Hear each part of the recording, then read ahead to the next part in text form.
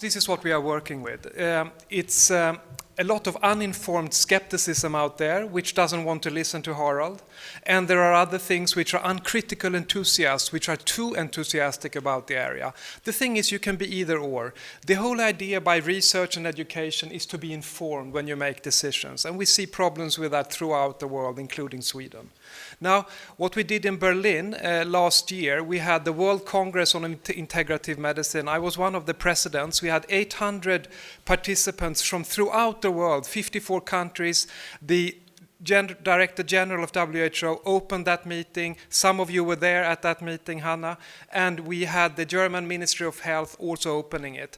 This shows that in addition to Harald, this is a very evolving field. It attracts a lot of attention. Many decision makers throughout the world are trying to understand how integrative medicine can contribute to health sector reform. WHO is guiding the way, and lots of countries are engaged. Now, I want to show you a Swedish perspective on this now, because Harald gave you that international outlook. I'm going to take you to the Vidar Clinic and the work we've done there the last 8 years. We were inspired by this publication, and that's also a test to Harald. We saw in publications that general practitioners that have education in CAM, they know about CAM, they seem to have patients that live longer and cost less. So, you know, that's very inspiring for us. And then there were lots of criticism of the Vidar Clinic, that was a waste of money, etc. Lots of opinion and rather uninformed opinions. So we wanted to ask the question, so if we benchmark, if we compare the Anthroposophical Hospital to the Stockholm County Council caregivers, who's winning the battle? Who's doing the best job? So we engage a lot of different actors in trying to examine retrospective health registries in Sweden, which are leading international, Harald. We have one of the best health registries in Sweden. So we went into the medical registry in Sweden to harvest data from the Vidar Clinic and from the Stockholm County Council hospitals and caregivers when it came to chronic pain patients. We went into them and we analyzed it. And already before, Maria Arman and others had showed that when you ask patients in Östergötlands läns landsting and in the care there, and you compare that to the Vidar Clinic, when it comes to patient satisfaction, what do you think about the care that you have been given? Already then we had indications that, well, normally people thought that the care given at the Vidar Clinic was superior to what they could offer. That's not a surprise. It's a beautiful hospital, it's lots of attention, it's good food and so on. But that again shows that there was something there. Now, we published this in a rather good journal in PLOS ONE. What we are showing is this, and you probably get crazy when you see all of that, and I'm going to guide you through it. And this is what we looked upon. This is what is being prescribed by doctors 90 days before coming into the care, when you have a chronic pain problem, which you normally had for 10 years with severe pain. We're talking M79, which is a rather big problem. And we could see that the Vidar Clinic patient, when 90 days before coming into care, they were given 8 defined daily doses of prescription. That's opioids. And you went to the pharmacy and you took it out, so it's pharmacy data. And we could see after treatment at the Vidar Clinic, the need for that type of drugs were reduced by half. That's what you show also more or less, Harald. But in the conventional care, it was almost doubled. So here we can conclude that after treatment at the Vidar Clinic, it seemed that the need for painkillers, opioids, were decreased by half. In standard care, it was doubled.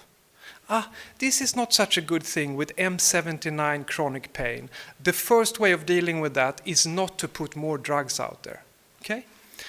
Then we could calculate and do health economy, and you could see that sending one patient to the Vidar Clinic, you earned roughly 10 euros on that patient compared to standard care. So there was also some cost effectiveness stuff going on here. Then we did this, which I think is more serious actually. These are now predominantly women with F43, that's chronic stress. which burdens a lot of women throughout the world, and men also, but predominantly women, probably as a consequence of this society. Now, what do? Well, coming to the Vidar clinic, you were on very high levels of psychoactive prescription drugs, okay? 90 days after that treatment cycle at the Vidar clinic, that was reduced quite dramatically. Now, look of what happens with the matched control patients in the Stockholm County Council, matched on age, matched on gender, matched on socioeconomic status, okay? Still, it's apples and pears, but we did them as closely we could get, okay? So here we see that there's a dramatic increase in the prescription of psychoactive drugs to F43 women. So what happens now is, now we want to understand how this works. How can we explain questions like that? And Harald already talked about the genomic side of this, and we are now looking into telomerase activity and telomere length. The hypothesis is, and it has been shown, that meditation, lifestyle changes, exercise, etc., increase your telomerase activity in your cells. That telomerase activity protects the shortening of your chromosomes right now. And that is why we eventually die, because the chromosomes, each time the cells are dividing, becomes shorter and shorter and shorter. Now the telomerase activity protects the shortening. Okay? So we have the idea that integrative care is working on a level of the genetic sustainability, protecting the DNA. So what we are doing is now, we are comparing Linköping with Vidar-kliniken.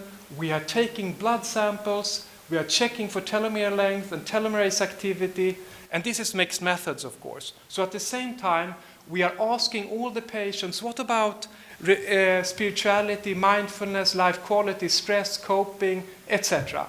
At the same time, we are doing qualitative interviews in depth. At the same time, we are following the patients in the health registries in Sweden. So by the end of the day in this project, we can start to understand how genomic sustainability correlates to social sustainability, correlates to survival. So this is a very interesting project that we hope will inform decision-making when it comes to healthcare, so that we can also understand not only if it works, because people also want to know how it works. And this is our helper a little bit in this. This is Elizabeth Blackburn, the Nobel Prize winner for telomerase, the enzyme. So she's helping us with the protocol. Thank you.